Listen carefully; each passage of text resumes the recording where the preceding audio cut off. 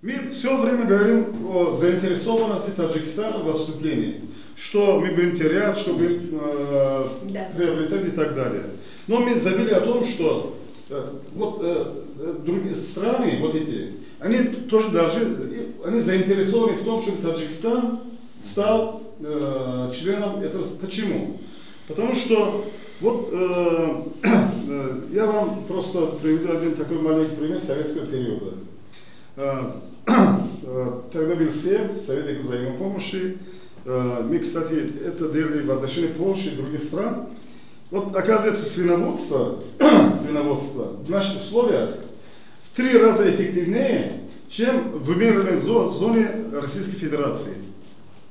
Из-за чего? Из-за того, что у нас практически круглый год можно вести сельское хозяйство. То есть много трав, быстрее растет.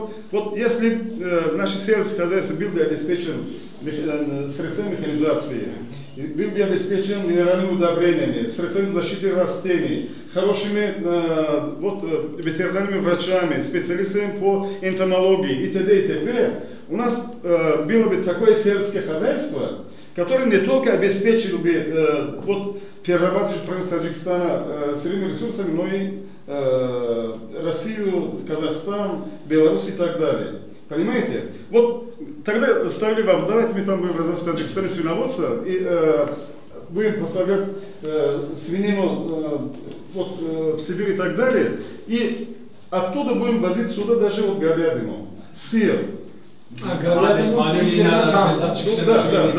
Даже нет, но пример я вам говорю.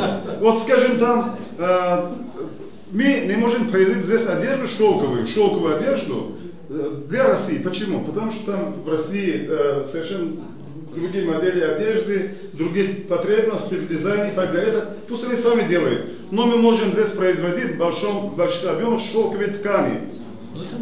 Понимаете? А это уже конечный продукт. И я думаю, что даже мы никогда не думали, никто не говорит о том, о кооперации научной, скажем, ВИР, который в Санкт-Петербурге, ВИР, Всесоюзный институт растениеводства. При помощи, в условиях, когда будет, скажем, союз там же будет раздел специальное научное сотрудничество, скажем, там между Институтом земледелия, Академией сельхознаук Таджикистана и ВИРом. Но я один. Или там селекционеры Краснодарской, Кубанской станции растениеводства. Там блестящие селекционеры. И, кстати, по линии семеноводства, селекции будет сотрудничество. Мы можем здесь, наша наука, сельхознаука.